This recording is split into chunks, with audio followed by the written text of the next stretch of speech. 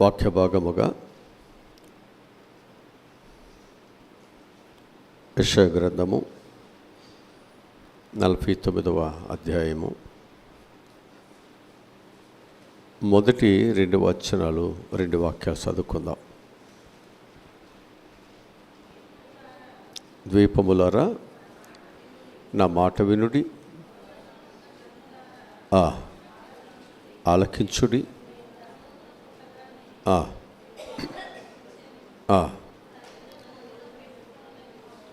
మొదలుకొని చాలు. ఇక్కడ మనం జ్ఞాపకం చేసుకున్నట్లయితే ఆ 2వ వచనంలో అంటున్నాడు,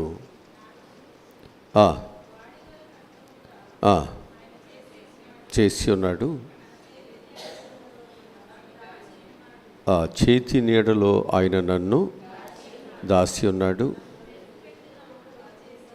మెరుగు పెట్టిన అంబుగా చేసి. హల్లెలూయా. ఇక్కడ దేవుడు తన పిల్లల విషయాల్లో ఏం చేయబోతున్నాడు అంటే, ఒక వాడు కలిగిన ఖడ్గముగా, అంటే ఒక పొదునైనటువంటి వ్యక్తిగా నీ జీవితాన్ని దేవుడు మార్చాలని ఆశపడుతున్నాడు. రెండవది, దేవుడు ఏం చేయాలనుకుంటున్నాడు అంటే, ఆయన యొక్క చేతి యొక్క నీడలో నిన్ను దాసి ఉంచాలని ప్రభువు ఆశపడుతున్నాడు. మూడవది, దేవుడు ఏం చేయాలనుకుంటున్నాడంటే, నిన్ను మెరుగు పెట్టాలి. నువ్వు ఉన్నటువంటి స్థితిలో నువ్వు అలాగుంటే నువ్వు దేనికి ఉపయోగపడవు.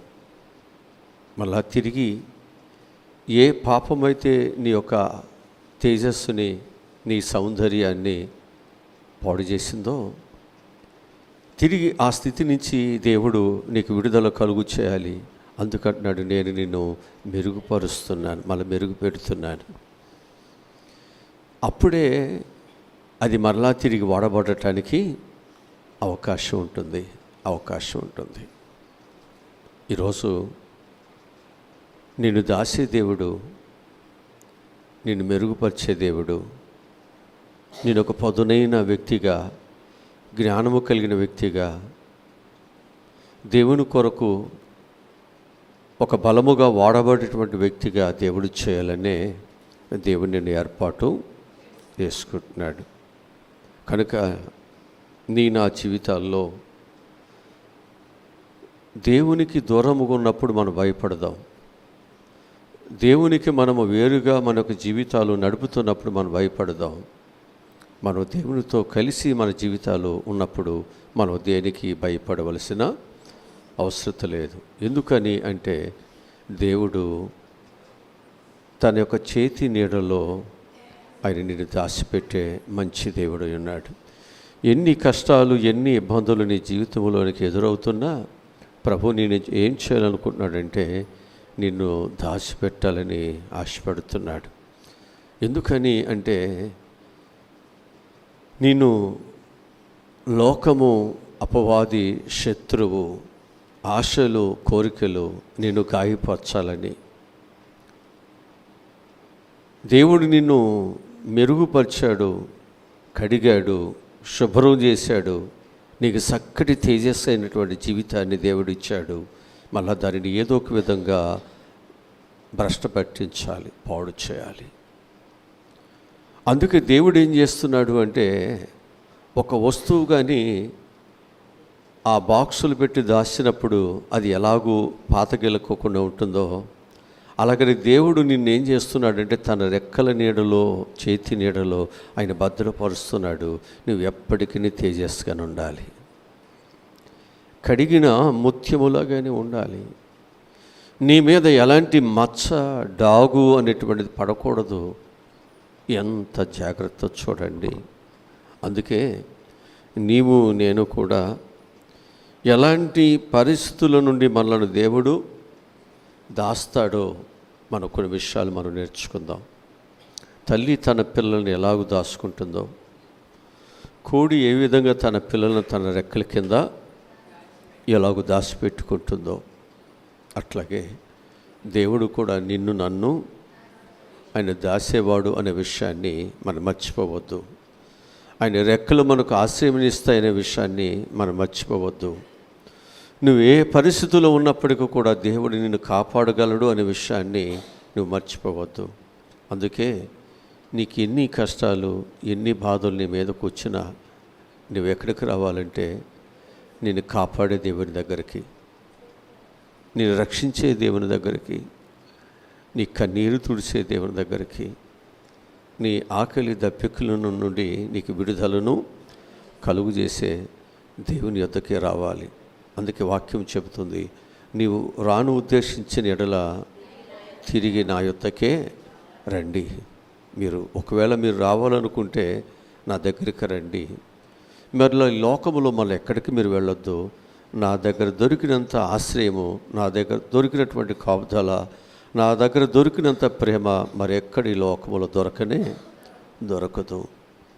అందుకే భక్తులైన వారు, గుడ్డివారు, కుంటివారు, ఓసకాలు చేతులు గలవారు, బిడ్డలు లేనివారు, అప్పుల్లో ఉన్నటువంటి వారు, లేకపోతే దొంగల చేత దోసుకోబడిన వారు, కొట్టబడిన వారు, హింసించబడిన వారు, అనేకమైనటువంటి నిందలతో అవమానములతో పట్టబడినటువంటి వారు, మరణ అపేక్షతో బాధించబడుతున్నటువంటి వారు ప్రభు దగ్గరికే వచ్చారు. ప్రభువే వారందరికీ చక్కని విడుదలను దేవుడు కలుగు చేసినట్లు బైబిల్ గ్రంథం మనం చాలా చక్కగా మనకు బోధిస్తూ ఉంటుంది. కనుక దేవుడు మనను దాసేవాడని, ఆ దాసేవాడు తన బిడ్డలను ఏ విధముగా ఏ పరిస్థితుల్లో దేవుడు దాస్తాడో కొన్ని విషయాలు మనము తెలుసుకుందాం. మొదటి మాటను మనం జ్ఞాపకం చేసుకుంటే ఆపత్కాలమున దేవుడు నిన్ను తన పర్ణశాల చాటున నిన్ను దాచిపెడతాడు. ఆపత్కాలమున దేవుడు మనల్ని ఎక్కడ దాచిపెడతాడు? తన పర్ణశాల చాటున దేవుడు దాచిపెడతాడు. కీర్తన గ్రంథము 27వ కీర్తన 5వ వాక్యాన్ని చదువుకుందాం. ఆపత్కాలమున ఆయన తన పర్ణశాల చాటున నన్ను దాచును, తన గుడారపు మాటున నన్ను దాచును. హల్లెలూయా. చూసారా, దేవుడు ఎక్కడ ఎక్కిస్తాడంట? హల్లెలూయా. అంటే ఇక నీ జీవితంలో నీకు భయం అనేదే లేదు. ఇక నీకు అనేకమైన ఆపదలు రావచ్చు, అనేక చిక్కులు రావచ్చు. ఆ చిక్కులను ఎలా బయటికి రావాలో, ఆ చిక్కులను ఎలాగో ఓడదీసుకోవాలో తెలియని పరిస్థితులు ఒకవేళ మనం ఉండవచ్చు. కానీ నువ్వు దేవుని దగ్గరికి వస్తే వాటన్నిటిలో నుండి దేవుడు నిన్ను కాపాడి ఆయన నిన్ను ఒక ఉన్నతమైన స్థితిలోనికి దేవుడు నిన్ను ఎక్కిస్తాడు. అందుకే ప్రతి ఒక్కరము మనకు ఒక ఆశ్రయపురము, మనకు ఆశ్రయదుర్గము మన ప్రభు అయిన యేసుక్రీస్తేనని మనం తెలుసుకుందాం. ఆ సత్యాన్ని మనం తెలుసుకుందాం. మనకు ఈ ఆశ్రయపురం మన ప్రభు అయినటువంటి యేసుక్రీస్తు అని నువ్వు తెలుసుకున్నప్పుడు నీకు ఏ ఆపద వచ్చినా ఆశ్రయపురమైన, ఆశ్రయదుర్గమైన ప్రభు పాదాల దగ్గరికి, ఆయన గుడారములోనికి, ఆయన పర్ణశాల చాటుకి మనం వచ్చేస్తాం. అందుకే దావీదు జీవితంలో ఎక్కడికి వచ్చేవాడంట? ఆయన రెక్కల నీడ కిందకు వచ్చేవాడు అన్నాడు. అనేకమైన కష్టాలు నా జీవితంలోకి వచ్చినప్పుడు, దిక్కుతోసని పరిస్థితులు నా జీవితంలో ఉన్నప్పుడు, నేను ఆయన దగ్గరికి వచ్చిన తర్వాత నా ప్రక్క 10,000 పడినను, నా కుడి ప్రక్క 10,000 మంది పడినను, నా ప్రక్క 1000 మంది పడినాను, నేను ఏ అపాయం నా యొద్దకు, ఇక నాకు భయం లేదు, నాకు ధైర్యం. మరణాలు చూసి భయపడేవాడు కాదు, శత్రువును చూసి భయపడేవాడు కాదు, తెగులు చూసి భయపడేవాడు కాదు. ఎందుకనంటే దేవుడు ఏది నా దరికి రానియకుండా ఆయన రెక్కల కింద దాచిపెడుతున్నాడు. అందుకే ప్రతి ఒక్కరము ఏ దిక్కు నుంచి ఏ పరిస్థితిలో మనకు అపాయాలు వస్తే మనకెవరికి తెలియదు. ఎటు నుండి మన జీవితాల్లో సమస్యలు మనకు వస్తాయో మనకెవరికి తెలియదు. అందుకే ఈ సంవత్సరం అనేటువంటి దయాకీటంలో దేవుడు మనకు ప్రవేశాన్నిచ్చి ఆయన దయచూపిన మనలను నడిపిస్తున్నటువంటి దేవుడు. ఈ సంవత్సరము నీ భవిష్యత్తు ఏంటో, నీ పరిస్థితులు ఏంటో, నీకు ఎలాంటి క్లిష్టమైన పరిస్థితులు వస్తాయి, ఎలాంటి ఆశీర్వాదకరమైన పరిస్థితులు ఆయనకు ఒక్కరికే తెలుసు. అందుకే తెలిసిన వారితో మనం ఉంటే, తెలిసినటువంటి దేవుని రెక్కల కింద మనం ఉండగలిగితే ఆయన నిన్ను రెక్కలతో కప్పి అపాయము రానియకుండా దేవుడు తప్పించి నిన్ను ఆశ్రయ దుర్గం మీద ఎక్కిస్తాడు, ఉన్నతమైన దుర్గాల మీద ఎక్కిస్తాడు దేవుడు. ఈ సంవత్సరం నేను ఉన్నతమైనటువంటి దుర్గములోనికి నేను ఎక్కించాలి అంటే నిన్ను ఎక్కించగలిగిన వాడు, నిన్ను దాయగలిగిన వాడు, నీకు ఏ అపాయము నీ యొద్దకు రానీయకుండా నిన్ను తప్పించగలిగిన వాడు దేవుడు ఒక్కడే, మన ప్రభు అయిన యేసుక్రీస్తు వారు ఒక్కడే. అందుకే మనందరం కూడా ఎక్కడికి రావాలి అంటే ఆశ్రయపురమైన దేవుని దగ్గరికి వచ్చేద్దాం. అందుకే భక్తుడు దావీదు దేవుని దగ్గరికి నేను వస్తున్నాను అని చెబుతున్నాడు. నేను ఆయన దగ్గరికి వచ్చాను. ఆయన దగ్గరికి రాకబట్టే ఈ 40 సంవత్సరాలు నేను రాజుగా దేవుడు నాకు ఇచ్చిన సింహాసనం మీద నేను ఉండగలిగాను, నా బిడ్డలతో ఉండగలిగాను, నా దేవుని చిత్తాన్ని చేయగలిగాను. లేకపోతే నేను ఎప్పుడో నా మీద పడుతున్న విషపు చూపులు, నన్ను తరుముతున్నటువంటి దుష్టులు నా ప్రాణముతోనే నన్ను మృంగివేసేవాళ్ళు, ఎప్పుడో మృంగివేసేవాళ్ళు. ఈ రోజు వరకు కూడా నేను మృంగివేయబడుకోకుండా తరవబడుతున్నప్పటికీ కూడా శత్రువు నన్ను అనేక పర్యాయములు చంపటానికి ప్రయత్నము చేసినప్పటికీ నేను తప్పించబడ్డాను అంటే అది కేవలము దేవుని కాపుదలే, అది దేవుని కాపుదల. ఎందుకనంటే సౌలు పిల్లనిచ్చినప్పటికీ ఆయన తన చేతిలో ఉన్నటువంటి ఈటిని ఇసిరే విషయాల్లో చాలా ఆయన మాస్టర్ అంట, చాలా గురి కలిగిన వాడంట. ఆయన ఒక్కసారి ఈటి విసిరితే గురి తప్పదంట, ఖచ్చితంగా ఆ వ్యక్తి పడిపోతాడంట. అంత గురి కలిగిన వాడు తన ఇంటిలోనికి పిలిచి అనేక పర్యాయములు తన చేతులను ఈటిని ఇసిరినప్పుడు దేవుడే దావీదును కాపాడుతున్నాడు. గురి కలిగిన వారిని సహితము, బలవంతులను సహితము దేవుడు ఒక్కరి సిగ్గుపరుస్తాడు. నీవు ఆయన చేతిలో ఉన్నంత వరకు ఒక భూషణ కిరీటముగా దేవుడు నిన్ను ఎప్పుడు కాపాడుతూనే ఉంటాడు. దేవుడు ఎప్పుడు నిన్ను రక్షిస్తూనే ఉంటాడు. దేవుడు ఎప్పుడు నీ జీవితంలో నీకు ఒక చక్కని రక్షణను, చక్కని కాపుతాలను దేవుడు తప్పకుండా మనకిస్తూనే ఉంటాడు. అందుకే ఆధారము లేని వారు కాదు. ప్రభు అంటున్నాడు, నేను నిన్ను ఎన్నడూ అనాదిగా విడిచిపెట్టను. నువ్వు దిక్కు లేనివాడు దేవుడు విడిచిపెట్టడానికి రాలేదు. నీకు కోటగా ఉండటానికి, నీకు కొండగా ఉండటానికి, నీకు ఆశ్రయపురముగా ఉండటానికి, నీకు తల్లిగా ఉండటానికి, నీకు తండ్రిగా ఉండటానికి, నీకు ఒక గొప్ప సైన్య అధిపతిగా ఉండి ఆయన నిన్ను నడిపించటానికి వచ్చాడు, నిన్ను పోషించటానికి వచ్చాడు, నిన్ను దరికి చేర్చటానికి ప్రభు వచ్చాడు. మధ్యలో నిన్ను విడిచిపెట్టడానికి ఆయన రాలేదు. అందుకే నీ హృదయం ఒకవేళ సమస్యలు చూసి కృంగిపోతుంటే, నీ హృదయం ఒకవేళ బాధలు చూసి తరలిపోతుంటే, నాలో నీవేళ కృంగి ఉన్నావు, నువ్వెందుకు తొందరపడుతున్నావు?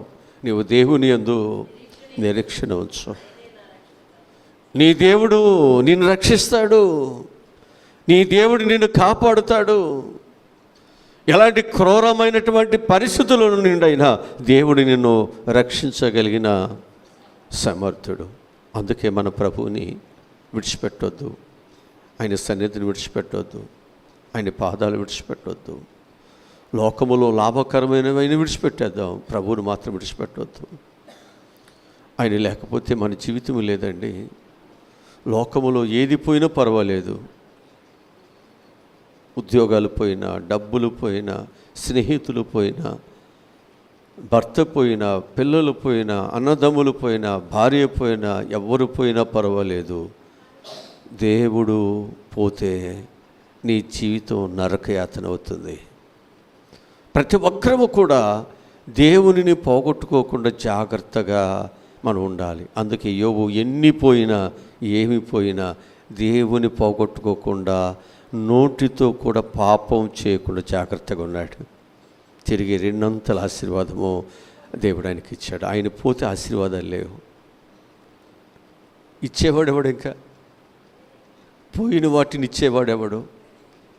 ఆయన ఉన్నాడు కాబట్టే ఆయన అన్నిటిని మరలా తిరిగి ఆరోగ్యాన్ని ఇచ్చాడు, బిడ్డల్ని ఇచ్చాడు, భార్యని ఇచ్చాడు, ఆస్తిని ఇచ్చాడు. అందుకే ఆయన ఇచ్చేవాడు, ఆయన పోగొట్టుకోవద్దు. డబ్బులు మనం సంపాదించేయి, అవి పోయినా మనం సంపాదించుకోవచ్చు. కానీ దేవుని పోగొట్టుకుంటే దేవుడు ఇచ్చే వాటిని మనం సంపాదించుకోలేం. ఈరోజు నేను మీకు జ్ఞాపకం చేస్తున్నాను, ఈ లోకములో అన్నిటికంటే విలువనేది దేవుని పాదాలే. అందుకే మార్త విషయంలో, మార్తా నీవెందుకు తొందరపడుతున్నావు? ఎందుకు నువ్వు తొందరపడుతున్నావు? ఒక ఉత్తమమైనటువంటిది దైవ సన్నిధిలో దైవ పాదాల దగ్గర కూర్చున్నాడు, ఆమెను ఎందుకు రమ్మంటున్నావు? ఎందుకు రమ్మని చెబుతున్నావు? ఉత్తమమైన దానిని ఎలా విడిచిపెడతారు? వస్తే నీవే వచ్చాయి. ఆ పనులు విడిచిపెట్టరా. ఈ దైవ సన్నిధి అనేటువంటిది, ఆయన పాదాలు ఎంతో విలువైనవి. నీ కుటుంబంలో మరణాలు వచ్చినా, బాధలు వచ్చినా ఆ దైవ సన్నిధే వాటి నుంచి తప్పిస్తుంది, వాటి నుంచి కాపాడుతుంది. ఈ లోకంలో అవమానకరమైన, లజ్జకరమైనటువంటి జీవితాలు ఏమైనా మార్చగలిగేది ఆయన పాదాలే. అందుకే ఆయన పాదాల దగ్గర చేరిన పాపి కన్నీటితో పాదాలు కడిగి తల వెంట్రుకలతో తుడిసి ఆమె యొక్క జీవితాన్ని ఆశీర్వాదకరముగా మార్చుకుంటుంది. నీ బ్రతుకును మార్చేది, నీ స్థితిని మార్చేది, నీకున్న భయములన్నిటి నుంచి నీకు ధైర్యాన్ని ఇచ్చి నేను కాపాడేది ఆయన పాదాలే. అదే ఉత్తమమైనది, అదే ఉత్తమమైనది. లోకంలో మనం చాలా వాటిని కోరుకుంటున్నాం, అవి లేదని చింతపడుతున్నాం, వాటి కొరకు తప్పిస్తున్నాం, వాటి కొరకు చాలా మనము ప్రయత్నాలు చేస్తున్నాం. కానీ దైవ సన్నిధి కొరకు, దైవ పాదాలు సంపాదించుకోవటానికి ఒక్క పూట కూడా భోజనము లేకుండా, ఒక్క పూట కూడా దైవ సన్నిధిని నేను విడిచిపెట్టుకోకుండా నేను జాగ్రత్తగా ఉండాలని ఆశ మనకుండదు. స్నేహితులు కనపడకపోతే పదే పదే ఫోన్ చేస్తాం. మనం అనుకున్నటువంటి టయానికి టీ లేకపోయినా దాని కొరకు తప్పిస్తాం, బాధపడుతున్నాం. మన జీవితాలలో మనం ఏదైతే మన యొక్క జీవితాల లాభసాటి అనుకుంటున్నామో అది మనకు దొరకకపోతే మన జీవితాల్లో చాలా మనము దాని విషయాల్లో ఏడుస్తున్నాం, బాధపడుతున్నాం. కానీ దైవ సన్నిధి మన జీవితాలు పోయినప్పుడు ఆలోచించట్లేదు. దాని గురించి మనం ఎక్కడ కూడా కొంచెము కూడా మన మనసులో ఏసమంతా కూడా మనకేముంటలేదు, చింత, బాధ. అయ్యో నేను దైవ సన్నిధికి దూరం అయ్యానే, నేను దేవునికి విరోధముగా నేను పాపము చేశానే. మనకు కొంచెము కూడా చేమ కుట్టినట్లుగా మన జీవితాలు ఉండలేదు. లోకములో ఏ కొంచెము పోగొట్టుకుని ఏడుస్తున్నాం, బాధపడుతున్నాం. దాన్ని సంపాదించుకోవటానికి దివారాత్రులు దాని కొరకు శ్రమిస్తున్నామే. కానీ దేవుని కొరకైతే అలాగ మనం ఆలోచన చేయలేకపోతూ ఉంటున్నాం. కనుక దేవుడు మనలను అనేకమైనటువంటి ఆపదల నుండి, కష్టాల నుండి, కన్నీటిల నుండి మనల్ని ఏం చేస్తాడంట? ఆయన మన దాస్తాడు, ఆయన కాపాడుతాడు. అందుకే ప్రతి ఒక్కరూ కూడా ఆయన పర్ణశాల చాటుకి, ఆయన మందిరములోనికి మనం రాగలిగినట్లయితే ఖచ్చితంగా దేవుడు మనకు సహాయమును చేస్తాడు. ఎందుకనంటే ఆయన మందిరములో నీ కొరకు ఒక ఆశ్రయ స్థానమును దేవుడు సిద్ధపరిచాడు. పిసుకులకు నివాస స్థలము దొరికినట్లు, వానకోవిలకు గూటి స్థలము దొరికినట్లు నీ బలిపీఠము యొద్ద అయ్యా నాకు నివాస స్థలమునిచ్చావయ్యా. నాకు ఈ దరిద్రునికి ఇక్కడ అభివృద్ధి చెందటానికి, ఇక్కడ నేను క్షేమం కొనటానికి, ఇక్కడ నేను గుడ్లు పెట్టుకుండగా ఏ శత్రువు ఎవరు వచ్చి నా గుడ్లను, నా సంతానాన్ని, నా బిడ్డలను అపహరించుకుని నష్టపరచుకోకుండా ఇక్కడ నేను నా పిల్లలను పెట్టుకుని పోషించుకోవటానికి, అభివృద్ధి చెందటానికి ఈ స్థలమును నాకు ఒక అభివృద్ధి స్థలముగా నాకు ఇచ్చారు. ఇంత విలువైన స్థలాన్ని ఎలా మనం వదులుకుందాం? ఎలాగూ ఆయన సన్నిధికి దూరముగా ఉండి మనం ఎలాగో క్షేమముగా ఉండగలుగుతాం?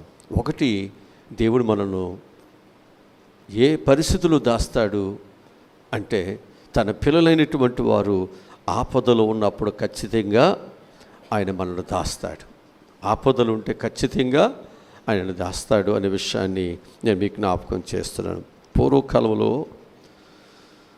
తన ప్రజలకి ఆపదలు, కష్టాలు, వారి ప్రయాణాలు వస్తున్నప్పుడు వారు క్షేమముగా ఉండటానికి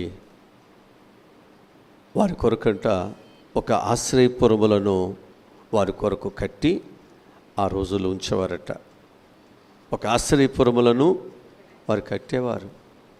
వారు పగలంతా పనిచేసిన తర్వాత, పగలంతా ప్రయాణం చేసిన తర్వాత వారు మళ్ళీ రాత్రిపూట వారు ఏం చేయాలి? వారి కొరకు ఏర్పాటు చేసిన ఆశ్రయపురములోకి వెళ్ళి అక్కడ వారు చేత తీర్చబడుకోవాలి. ఏ శత్రువు ఎవరు వచ్చినప్పటికీ కూడా నీవు ఆశ్రయపురములోకి వెళ్ళి నిన్ను కాపాడుకోవటానికి దేవుడు ఏం చేస్తున్నాడంటే ఒక ఆశ్రయపురములను దేవుడు మన కొరకు ఏర్పాటు ఆయన చేస్తున్నాడు. అట్లాగే ఈరోజు నీ కొరకు, నా కొరకు దేవుడు ఒక ఆశ్రయపురముగా, ఒక రక్షకుడుగా, ఒక ఇమ్మానుయేలుగా మనకు తోడుగా ఉండటానికి ప్రభు ఈ లోకానికి వచ్చాడు. కనుక మనందరము కూడా తోడు లేక, నీడ లేక, ఈ లోకములో అనేకమైనటువంటి ఆపదలు, కష్టాలు మన చుట్టుముట్టినప్పుడు నన్ను ఎవరు కాపాడుతారు, ఎవరు దాస్తారు, ఎవరు నాకు సహాయమును చేస్తారు అని అనుకున్నప్పుడు దేవుడు నిన్ను దాయటానికి, నిన్ను కాపాడటానికి ప్రభు అయిన యేసుక్రీస్తు వారి ఈ లోకానికి ఆయన వచ్చారనే విషయాన్ని మర్చిపోవద్దని నేను మీకు జ్ఞాపకం చేస్తున్నాను. రెండవది, మనం చూసినట్లయితే మనుషుల యొక్క కపటోపాయముల నుండి దేవుడు మనలను కాపాడుతాడు, ఆయన దాచిపెడతాడు. మనుషుల యొక్క కపటోపాయములు నీ మీద పడకుండా, అవి నీ మీదకు రాకుండా ఏం చేస్తాడంటే దేవుడు ఆయన దాచిపెడతాడు. ఆయన దాచిపెట్టేవాడు. ఈరోజు నీ జీవితాన్ని ఖచ్చితంగా ఆయన దాచిపెడతాడు. ఎవ్వరి యొక్క కపటోపాయములు చిక్కబడకుండా దేవుడే మనకు సహాయమును చేస్తారు. కీర్తన గ్రంథము 31వ కీర్తన 21వ వాక్యాన్ని చదువుదాం.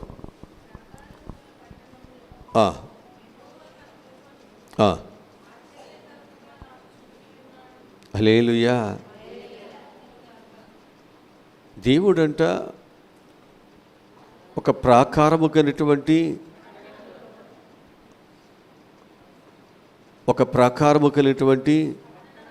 ఒక పట్టణములో దేవుడు ఏం చేస్తున్నాడంట? తన కృపను అది దేవుడు నాకు చూపుతున్నాడు అక్కడ. అందుకే నేను ఇంకా ఆ ప్రాకారములో, ఆ రక్షణలో, ఆయన కృపలో నేను ఇంకా క్షేమముగా ఉండగలుగుతున్నాను. నీకు అనేకమైనటువంటి మంచి రక్షణతో కూడినటువంటి వాటిని దేవుడికి ఇస్తున్నాడు. అందుకే నువ్వు క్షేమంగా ఉంటున్నావు. అందుకే దేవుడు నీ కుటుంబాన్ని, నీ బిడ్డలను దేవుడు జాగ్రత్తగా దేవుడు కాపాడుతున్నాడు. వాక్యముల నుండి 38వ కీర్తన 12వ వాక్యాన్ని చదువుదాం. నా ప్రాణము తీయజూసువారు ఉరులు వడ్డుచున్నారు, నాకు కీడు చేయజూసువారు హానికరమైన మాటలు పలుకుచు దినమెల్లా కపటోపాయమునందు.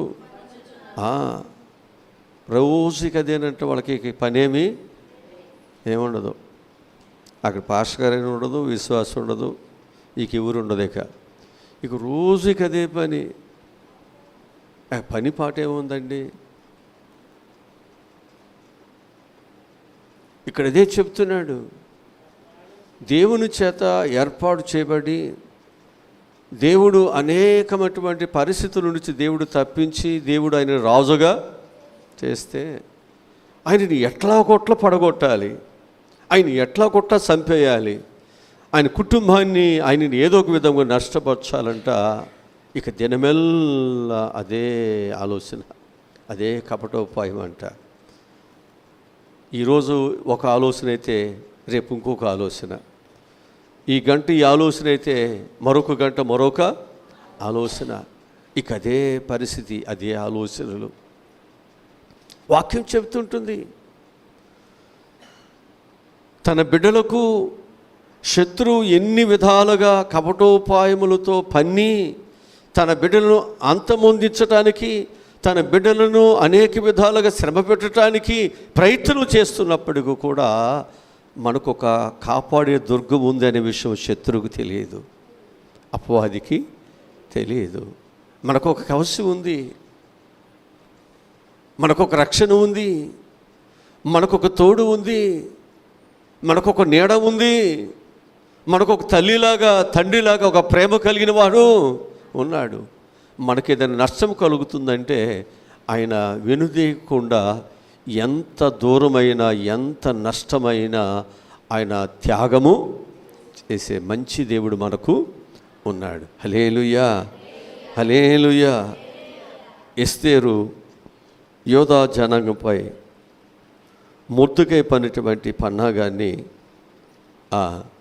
దేవుడు ఏం చేశాడు? రోజుకో రకంగా పన్నాగం, రోజుకో రకంగా ఆలోచన. నీతిమంతుడైనటువంటి మొర్దెకై దుష్టుడైనటువంటి హామానికి నమస్కరించలేదని ఏం చేశాడు? ఆయన చంపటానికి ఒక ఉరుకోయిని సిద్ధం చేసి, ఆయన ఒక్కడే చంపితే బాగదని చెప్పేసి ఏం చేశాడు? యూదులందరినీ చంపేద్దాం. ఎంత ప్రయత్నం అండి! దుష్టుడు రోజు రోజు విషాన్ని కక్కుతున్నాడు.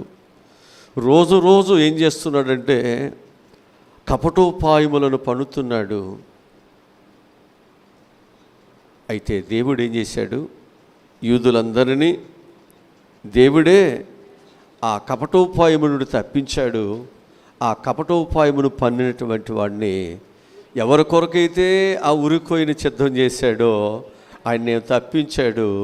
సిద్ధం చేసిన వాడు ఆ ఉరికొయ్య మీద చంపేశాడు. అందుకంటున్నాను, మనకు ఒక మంచి కాపురు ఉన్నాడండి. మనల్ని కాపాడేవాడు కొనుకోడు, నిద్రపోడండి. ఆయన మాటను విన్నంత కాలము, ఆయన చేతులను ఉన్నంత కాలము, ఆయనకు భయపడుతున్నంత కాలము నువ్వు దేనికి దాసోహం కాకోకుండా నీ భక్తిని నీ నీతిని నువ్వు కాపాడుకున్నంత కాలము మనుషుల యొక్క కపటోపాయములు నీ మీద ఎన్ని మోపుతున్నా, ఎన్ని నీ మీదకు వస్తున్నా దేవుడు నిన్ను అంతకంతకు దేవుడు నిన్ను తన పర్లశాల చాటును కాపాడటమే కాదు, ఆయన దుర్గం మీద నిన్ను ఎక్కిస్తూ ఉంటాడు.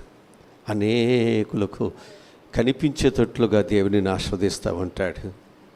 అపవాది నిన్ను అణిసివేయటాన్ని చూస్తుంటే దేవుడేమో నిన్ను పైకి నిన్ను దీవించటానికి, హెచ్చించడానికి దేవుడు ఇష్టపడుతున్నాడు. అందుకే మనుషుల యొక్క కపటోపాయములకు భయపడవద్దు. నేను రక్షించే దేవుడు ఉన్నాడు, నేను కాపాడే దేవుడు ఉన్నాడు. ఆయన కొనుకడు, నిద్రపోడు అనే విషయాన్ని నేను మీకు జ్ఞాపకం చేస్తున్నాను. వారందరూ కూడా కపటోపాయము చేత ఒకే దినమందు యూదులందరూ కూడా సంహరించబడేటువంటి శాసనమును కపటోపాయముతో రాజు దగ్గరికి వెళ్ళి చెప్పి దానిని శాసనం చేయించాడు. వారందరూ ఏం చేశారు? దేవుని దగ్గరికి వచ్చారు, ఆ సమస్యను దేవుని మీద వేశారు. దేవుడే ఆ సమస్య పరిష్కారమును దేవుడు. సమస్య ఉన్నటువంటి వారు దేవుని దగ్గరికి రావాలి, ఆయన పర్లశాల చాటుకు రావాలి. నీకు ఒక ఆశ్రయదుర్గమును దేవుడిచ్చాడు, ఒక చక్కటి మందిరమును దేవుడిచ్చాడు. ఆ మందిరంలోనికి నువ్వు వచ్చి నువ్వు వేయించాలంటే నీ సమస్య ఎంత జటిలమైనదైనా, ఎంత బలమైనదైనప్పటికీ కూడా దేవునికి అసాధ్యమైనది లేదు అని గ్రహించి మన వెంటనే దేవుని పాదాల దగ్గర మనం ప్రార్థించగలిగితే ఖచ్చితంగా దేవుడు మనకు సహాయమును చేస్తారనే విషయాన్ని నేను మీకు మనవి చేస్తున్నాను. హల్లెలూయా, హల్లెలూయా. మూడవదిగా మనం చూసినట్లయితే శత్రువు చేతికి నువ్వు చెక్కబడకుండా దేవుడు నిన్ను కాపాడుతాడు. ఎవరి చేతికి?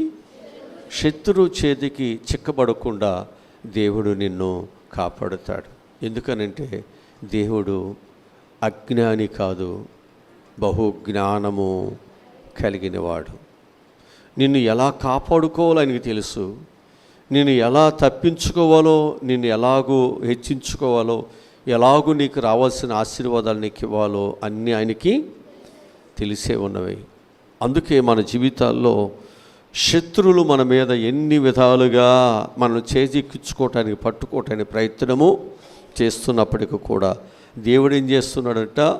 దేవుడే మనను శత్రువు చేతికి చెక్కబడకుండా దేవుడు మనల్ని కాపాడుతున్నాడు. కీర్తన గ్రంథము 17వ కీర్తన 8, 9 వచనం చదువుదాం. 17వ కీర్తన. నీ కృపా అతిశయములను చూపుము, ఒకడు తన కనుపాపను కాపాడుకున్నట్లు నన్ను కాపాడుము. నన్ను లయపరచగోరు దుష్టులను పోగొట్టి కాపాడుము. నన్ను చుట్టుకొను, నా ప్రాణ శత్రువుల చేత చిక్కకుండను నీ రెక్కల నీడ కింద నన్ను దాసుము. హల్లెలూయా. ఇప్పుడు దేవుడు తన పిల్లల్ని ఏం చేస్తాడు? దాచిపెడతాడా? చిక్కబడకుండా దేవుడు దాచిపెడతాడా? దాచిపెడతాడు. యెహోషాపాతు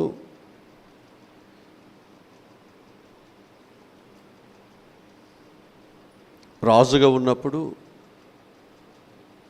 3 శత్రువులు ఆయన మీదకి యుద్ధానికి వచ్చారు.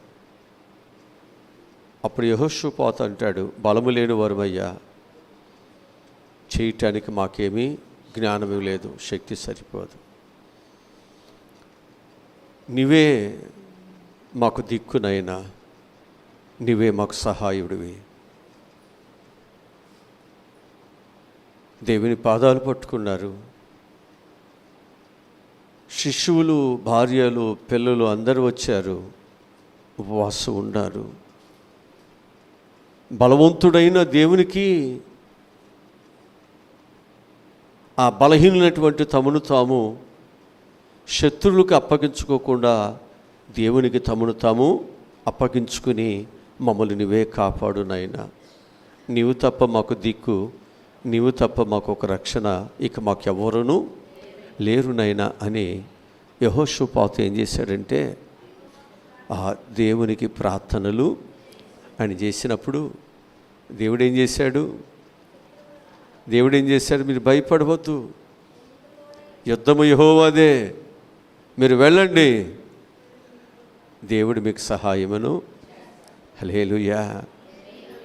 ఎలాంటి పరిస్థితుల్లో వారు ఉన్నప్పటికీ కూడా వారిని జయించటానికి నా దూతను ముందుగా నేను మీకు పంపిస్తాను, మీరు వెళ్ళండి, భయపడవద్దు. ఈరోజు ఒక బలవంతుని చేతిలో యుద్ధము యెహోవాదే అని వెళ్ళినటువంటి దావీదును కాపాడిన దేవుడు, ఒక బలవంతుని చేతిలో 430 సంవత్సరాలు బానిసత్వంలో ఉన్నటువంటి వారిని మోషే ద్వారా కాపాడిన దేవుడు, ఈరోజు నిన్ను నన్ను కూడా దేవుడు కాపాడుతాడు. ఎలాంటి బలమైనటువంటి సమస్యలలో నువ్వు చిక్కబడుతున్నా, బలమైనటువంటి ఉపద్రవాలలో నీవు పడిపోతున్నా, ఆయన హస్తము నిన్ను రక్షింపలేనటువంటిది కాదు, నిన్ను కాపాడలేనటువంటిది కాదు, నిన్ను బలపరచలేనటువంటిది కానే కాదు. ఆయన బాహు గొప్పది. నిన్ను కాపాడగలిగేది, నిన్ను రక్షించగలిగేది, నిన్ను ఎక్కలేని ఎత్తైన కొండకు నిన్ను ఎక్కించగలిగేటువంటిది. అందుకే ఆయన చేయిని విడిచిపెట్టొద్దు, ఆయన పాదాలు విడిచిపెట్టొద్దు, ఆయన సన్నిధిని విడిచిపెట్టొద్దు. ఆయన సన్నిధిలో చాలా నీకు భవిష్యత్తు ఉంది. ఆయన సన్నిధిలో నీకు చాలా ఆశీర్వాదాలు ఉన్నాయి. ఈ లోకములో అనేకమైనటువంటి కష్టాలు, బాధలు ఎన్నొచ్చినప్పటికీ కూడా ఆయన సన్నిధిలోనే ఉంటేనే ఆయన నిన్ను కాపాడగలుగుతాడు. గ్రద్ద వచ్చినప్పుడు ఆ తల్లి ఆ గ్రద్ద బారు నుంచి ఆ పిల్లలను కాపాడాలంటే ఆ పిల్లలు తల్లి యొక్క రెక్కల కింద ఉంటేనే అవి కాపాడబడతాయి. ఆ రెక్కలకు బయట ఉన్నటువంటివి గ్రద్ద వచ్చి తనుకుపోతుంది. అపవాది తనుకుపోతాడు, నీ పిల్లల చదువులు తనుకుపోతాడు, నీ పిల్లల భవిష్యత్తు తనుకుపోతాడు, నీ పిల్లల యొక్క సంపాదన తనుకుపోతాడు, నీ కుటుంబంలో శూన్యము, దుఃఖము, వేదనే మిగులుస్తాడు. అందుకే జాగ్రత్త. నీ పిల్లల గురించి, నీ కుటుంబాన్ని గురించి జాగ్రత్త. దేవునికి ఇచ్చిన రక్షణ గురించి జాగ్రత్త. దేవునికి ఇచ్చినటువంటి దైవ సన్నిధిని గురించి జాగ్రత్త. నువ్వు అశ్రద్ధగా ఉండవద్దు, అనాలోచనగా ఉండవద్దు. దేవుని యొక్క బిడ్డగా మనం చక్కని విశ్వాసత కలిగి మనము దేవుని దగ్గర ఉండగలిగితే ఖచ్చితంగా దేవుడు మనకు సహాయాన్ని దేవుడు ఇస్తాడు. దేవుడు ఎలాంటి పరిస్థితుల నుండి మనల్ని దేవుడు దాచిపెడతాడు? ఒకటి, ఆపత్కాలము నీ మీదకు వచ్చినప్పుడు దేవుడు నిన్ను దాచిపెడతాడు. మనుషుల యొక్క కపటోపాయములు పన్ని దినమెల్లా నిన్ను ఏదో ఒక విధంగా హాని చేయాలనుకున్నప్పుడు దేవుడు నిన్ను కాపాడుతాడు. మూడవది, శత్రువులు నిన్ను జయించాలని, నీ రాజ్యాన్ని, నీ కుటుంబాన్ని పట్టుకుని పోవాలని శత్రువుని మీదకు వచ్చినప్పుడు దేవుడు ఆ శత్రువు చేతికి నువ్వు చెక్కకుండా దేవుడే మనలను కాపాడుతాడు. యెహోషాపాతుని, తన దేశాన్ని, తన ప్రజలను కాపాడిన దేవుడు నిన్ను నన్ను కూడా దేవుడు కాపాడుతాడు. ఇక నాలుగోదిగా మనం చూసినట్లయితే దేవుడు తన రెక్కల కింద నిన్ను దాచిపెడతాడు. కీర్తన గ్రంథము 91వ కీర్తన 4వ వచనం చదువుదాం.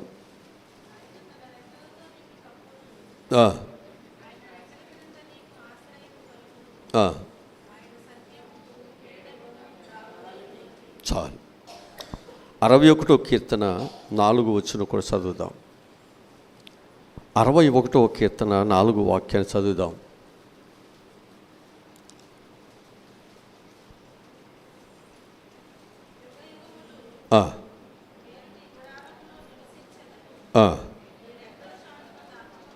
హల్లెలూయా. ఇక్కడ మనం జ్ఞాపకం చేసుకోవాల్సింది ఏంటి అంటే, మనము యుగయుగాలు మనం ఎక్కడ ఉండాలి అంటే దేవుని మందిరములో ఉండాలి. ఆయన మందిరమే ఆయన రెక్కలు, ఆయన మందిరమే ఆయన యొక్క రెక్కలు. అందుకే నువ్వు యుగయుగాలు నువ్వు లేకపోయినా నీ పిల్లలు దేవుని మందిరములు ఉంటే, దేవునితో ఉంటే, నీ పిల్లలను దేవుడు ఏం చేస్తాడు? తన రెక్కల కింద దేవుడు దాచిపెడతాడు. మనము 36వ కీర్తన 7వ వచనం చదువుదాం.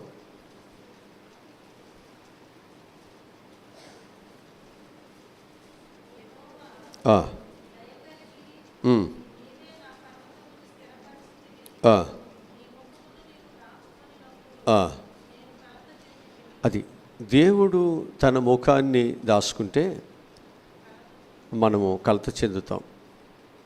కానీ దేవుడు తన ముఖాన్ని దాచుకోకుండా తన ముఖ కాంతిని మన మీద దేవుడు ప్రకాశిస్తున్నప్పుడు మనం చాలా ధైర్యంగా ఉంటాం, చాలా సంతోషముగా, ఆనందంగా మనం ఉంటూ ఉంటాం. అందుకే మనం దేవుని యొక్క సన్నిధానంలోకి వచ్చినప్పుడు, నీ ముఖమును నాకు దాచిపెట్టొద్దయ్యా, నీ ముఖ దర్శనమును నేను పొందుకున్నట్లుగా నీవు నాకు సహాయమును దయచేయనైనా అని మనం ఏం చేయాలంటే, ఆయన యొక్క ముఖ దర్శనమును కొరకు మనందరము కూడా దేవుని సన్నిధిలో కనిపెట్టుతూ మన ప్రార్థనలు మనం చేయాలి, మన పాటలు పాడాలి, దేవునిని ఆత్మతో సత్యముతో దేవునిని ఆరాధనలు మనం చేయాలి. ఖచ్చితంగా దేవుని యొక్క ముఖదర్శనమును నీకు ఏ భయమున్నా కలత చెందకోకుండా అది నేను కాపాడుతుంది. ఆయన దర్శనము లేకపోతేనే మనకు కలత, భయం.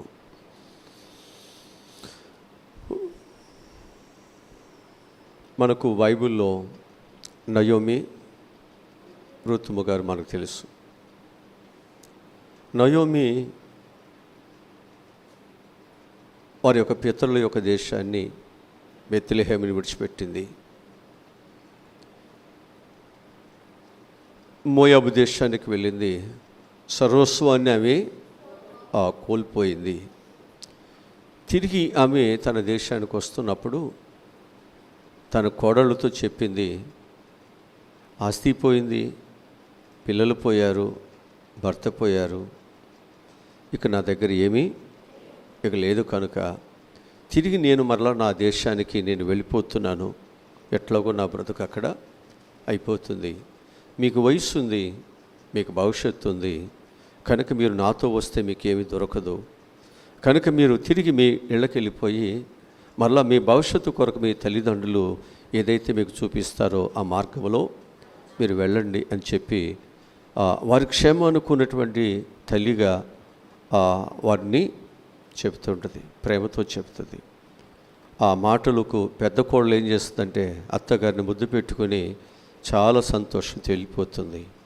కానీ రెండవ కోడలైనటువంటి ఋతు మాత్రము, నీ దేవుడే నా దేవుడు, నీ జనులే నా జను, నువ్వెక్కడుంటే అక్కడుంటాను, మరణం తప్ప ఏది మనలను.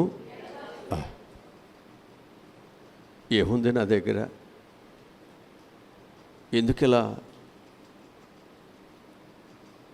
అంటే ఆమె చూపే ప్రేమ, ఆమె చూపేటువంటి దానిని ఆమె ఏమైపోయింది, బందీ అయిపోయింది. నేను దానికి బానిసనైపోయానిక, విడిసి నేను వెళ్ళటానికి వీలులేటువంటి బందీగా నేను బంధించబడ్డానిక. ఏముందో నేను చూడలేదు, నీ ఉంటే నాకు చాలు, నాకు నీ ఉంటే నాకు చాలు, నీ ప్రేమ ఉంటే నాకు చాలు. తల్లిదండ్రులు చూపులేని ప్రేమ, తల్లిదండ్రులు ఇవ్వనటువంటి దానిని నీ దగ్గర నేను చూడగలుగుతున్నాను. నేను మరలా తిరిగి ఆ నరకంలోనికి వెళ్ళలేను, నీతోనే చనిపోవటానికి సిద్ధంగా ఉన్నాను. నువ్వు అట్లా అనవద్దు, నన్ను అట్లా అనవద్దు. చూసారా, తిరిగి వెళ్ళిన తరువాత ఆ రూతుమకి దేవుడు ఏం చేశాడు, ఆయన రెక్కల కింద ఆమెను దాచిపెట్టుకుని ఆమెకి ఏమి కావాలో దేవుడు సహాయమును దయచేశారు. ఎప్పుడైతే మనం వెనుదిరగకుండా నువ్వు ఎప్పుడైతే దేవుని బిడ్డగా ఉండగలుగుతున్నావో, నువ్వు వెనుదిరిగి మరలా నువ్వు లోకములోనికి వెళ్ళిపోకుండా, విగ్రహారాధనలోనికి, దేవునికి వ్యతిరేకమైనటువంటి స్థలంలోకి నువ్వు వెళ్ళిపోకుండా, నువ్వు ఎన్ని కష్టాలైనా ఎన్ని పరిస్థితులైనా స్వార్థము లేకుండా ఎప్పుడైతే దేవుని కొరకు నిలబడుతున్నావో ఖచ్చితంగా దేవుని నేను విడిచిపెట్టేవాడు కాదు. నీకు ఏమీ కావాలో అది దేవుడు తప్పకుండా నీకు సహాయమును దయచేస్తాడు. హల్లెలూయా, హల్లెలూయా. కనుక రూతుమను దేవుడు కరువులో, ఒంటరితనంలో కాసి కాపాడి ఆమెకు మంచి భవిష్యత్తునిచ్చిన దేవుడు, నీకు కూడా దేవుడు సహాయమును ఊరినే కాపాడు వదిలిపెట్టాడు. నీకు మంచి భవిష్యత్తు ఇస్తాడు. నీకు భోజనం ఒకటే కాదు, నీకు ఏమి కావాలో దేవుడు అన్నిటిని దేవుడు నీకు ఇచ్చే దేవుడు. హల్లెలూయా, హల్లెలూయా. కనుక మంచి దేవుని బిడ్డగా నువ్వు ఉన్నావు, ఒక మంచి కాపరి యొక్క బిడ్డగా నీవు ఉన్నావు. భయపడవద్దు. ఇప్పటి కాలపు శ్రమలు ఏవి తగిన కాదు. రక్షించటానికి నీకు కలిగినవి నీకు అక్కరకు రాకపోవచ్చు, కానీ నీ భక్తి, నీ ప్రార్థన ఉందే, అది నీకు అక్కడికి వస్తుంది. నీ దేవుడు ఉన్నాడే, ఆయన ఖచ్చితంగా నీకు అక్కడికి వచ్చి నీకు సహాయమును, నీ బిడ్డలు అక్కడికి రాకపోవచ్చు. నీవు ఆశ పెట్టుకున్నటువంటి నీ వ్యాపారములు, నీ ఉద్యోగములు, నీ పశువులు, నీ దుక్కుటెద్దులు, నీ కలిగినవేవి నీకు అక్కడికి రాకపోవచ్చు, కానీ దేవుడు మాత్రము ఆయన అక్కడికి వస్తాడు. ఆయన ఎన్నడూ నిన్ను మోసము చేయడు. తల్లవచ్చండి, ప్రార్థన చేసుకుందాం. తల్లవచ్చండి. దిక్కులేని వాడను ప్రభు, నీ చెంత చేరి మ్రొక్కి సేవ చేతును ప్రభు. అక్క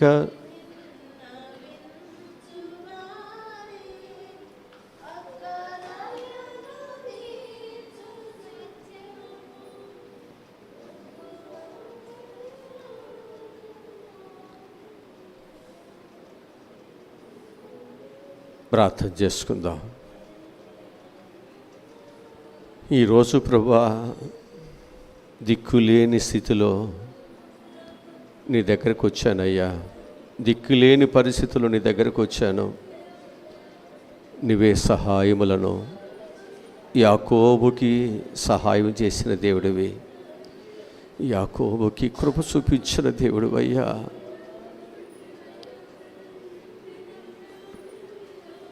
ఒంటరివాడుగా నీ పాదాలు పట్టుకుని గోజాడినప్పుడు, బ్రతిలాడినప్పుడు కృప చూపించిన గొప్ప దేవుడు నాయన, కృప చూపించిన గొప్ప దేవుడివి. ఈ సమయంలో నీ దగ్గరకు చేర్చబడినటువంటి నీ పిల్లల ప్రభువా, ఏ పరిస్థితుల్లో దిక్కు లేని వారుగా, దశయం లేని వారుగా, ఆధారమేమీ లేని నిరాధారులుగా మాకు ఆధారమైన దేవుని దగ్గరికి వచ్చారయ్యా. త్రోసివేయొద్దయ్యా, త్రోసివేయొద్దు, త్రోసివేయొద్దు. తెలిసి తెలియక జరిగిపోయిన పొరపాట్లు ప్రభా త్రోసివేయొద్దయ్యా. ఈ పాపిని నువ్వు త్రోసివేస్తే నాకు ఆశ్రయం ఈ లోకములు ఎక్కడ దొరుకుతుంది? ఎవరు చేర్చుకుంటారు?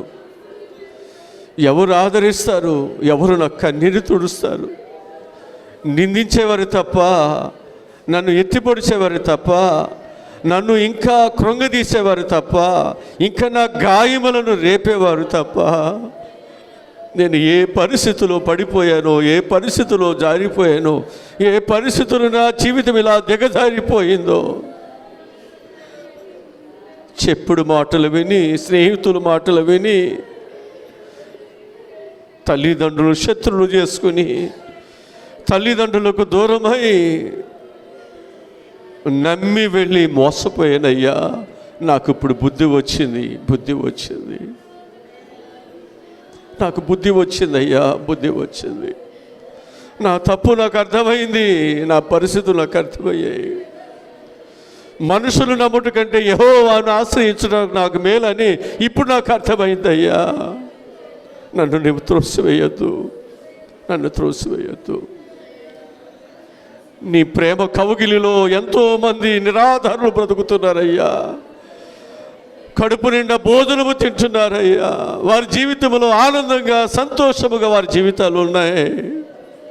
నా జీవితంలో ఆధారాన్ని కోల్పోయి ఎవరో ఆధారం అనుకుని వెళ్ళి నష్టపోయానయ్యా, నష్టపోయాను. నాకు నిజమైన ఆధారము, నిజమైన దిక్కు ఎవరో నాకు అర్థమైంది. ఈ స్థలములో నా పిల్లలందరినీ జ్ఞాపకం చేసుకుని ఈ బిడ్డల మీదని హస్తం ఉంచండి, హస్తం ఉంచండి, హస్తం ఉంచండి. వారి దుఃఖ దినములు, వారి భయములు కారణమైనటువంటి ప్రతి సమస్యను అయినా నీ పాదాల దగ్గర చేరి నీ భారము యెహోవా మీద మోపు, అప్పుడు ఆయన నిన్ను ఆదుకుంటాడని చెప్పినటువంటి వాక్య ప్రకారముగా విశ్వసించి నమ్మి ప్రభా ప్రార్థిస్తున్నాం. తిరిగి నా పిల్లలందరికీ నీ సహాయములను దయచేయండి. బిడ్డలు తిరిగి ప్రభా వారి వారి గృహాలకు వెళుతున్నారు, క్షేమ తీసుకువెళ్ళండి. మన రేపు జరిగేటువంటి పునరుద్ధార ఆరాధనలో మేమందరము కూడా చేరి నేను స్తుతించడానికి సహాయములను దయచేయండి. అప్పటి వరకు మమ్మల్ని అందరినీ రెక్కల కింద భద్రపరచమని యేసు నామములో ఈ మనములు ప్రార్థన అడిగి పొందుకుని ఉన్నాము తండ్రి, ఆమేన్. మన పరమ తండ్రి అని దేవుని ప్రేమ, పరమరక్షకునటువంటి యేసుక్రీస్తు వారి యొక్క దైవకృప, పరిశుద్ధాత్ముని నిత్య కాపుదల భద్రత సదాకాలము తోడై ఉండును గాక. ఆమేన్.